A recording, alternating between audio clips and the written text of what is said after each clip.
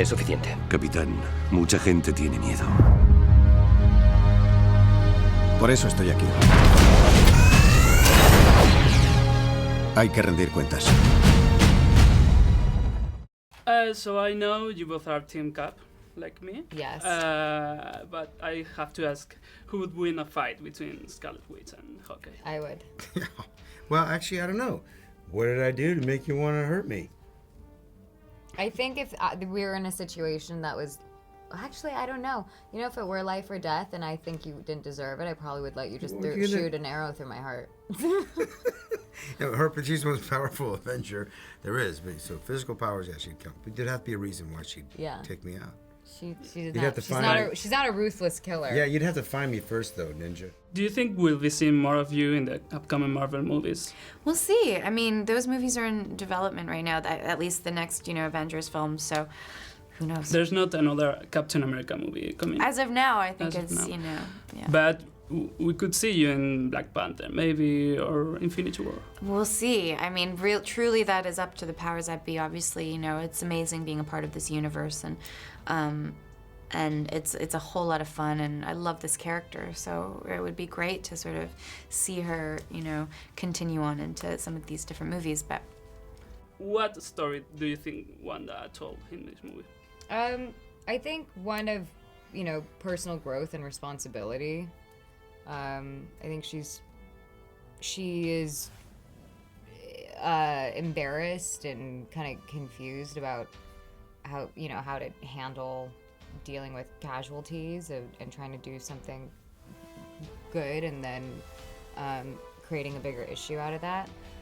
And I think that creates like a huge conflict of morality within her and belonging and all of that. And I think she's kind of on this new road, being a part of Team Cap and kind of being able to fight for what she believes in as well without government regulation. And I think they're kind of on a new path, I think, with this whole like renegade situation, which I'm excited to see what that turns into.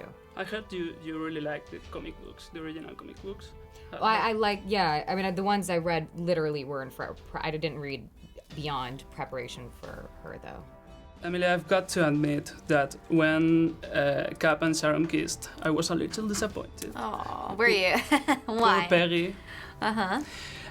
Do you think die-hard fans are going to be okay with this? I mean, it because of comes her from relationship with Peggy? Yeah, and it comes from the comic books. Doesn't Yes, it? yeah, it does. I mean, they had a very long love affair in the comic books. Quite complicated at times. I can see how it would be strange, but I can also see how there's how it would bring them together. So because I play Sharon, I can sort of identify with her and what that means to her and what Kat means to her. I mean, she talks about her strong connection to Peggy in the film.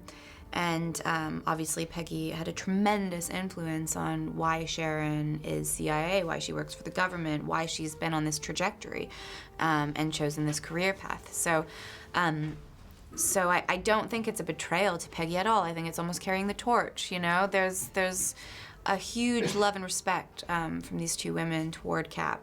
And it is a little weird, isn't it? I mean, but it's a really heightened reality, let's be honest. I mean, there's a lot in these movies that's a little weird. There's a lot in the comic books that's a little weird, but but they sort of their liberties are taken, to serve a story. So, I mean, it's always funny because I think people kind of like think that I am personally betraying their love of Peggy, but I'm playing a character, and that's what that is.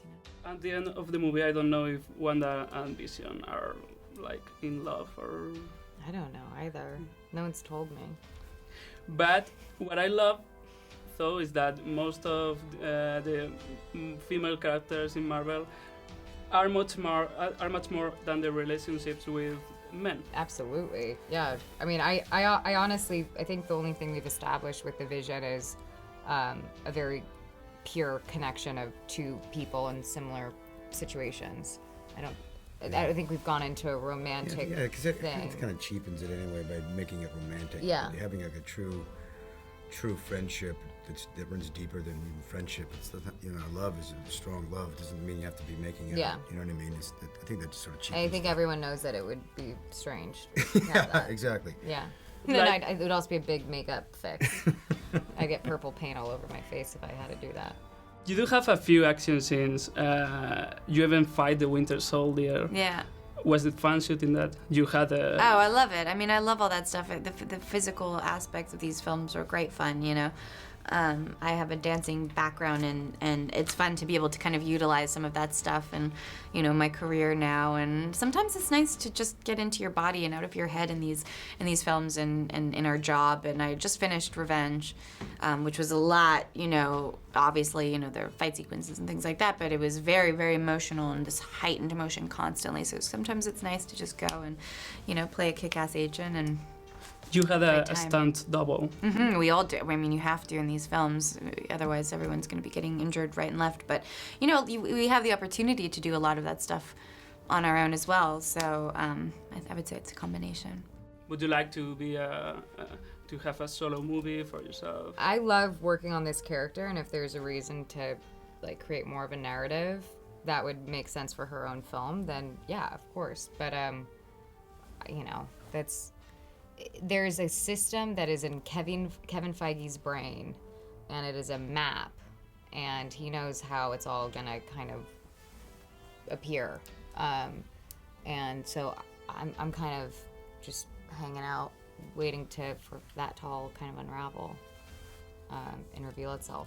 Chris Evans said that in the real world he would beat Team Iron Man, politically speaking. It makes sense. Yeah. I mean, it does. It really does. I feel like that's what makes the movie very, very interesting. You really don't know what side you're on. You kind of see both sides, but you definitely get a strong glimpse into why Iron Man is taking the position that he's taking, and you feel his sort of guilt, and it's a different light to see sort of Tony in, and it's a really interesting one.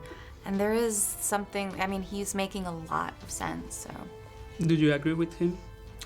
As Emily? Mm-hmm. I do. I mean, there would have to be some kind of accords if you had superheroes running around, you know, blowing shit up, and you know what I mean? Like, it's, you know, their intentions are good, but it's not always, you know, there's got to be some regulation, right?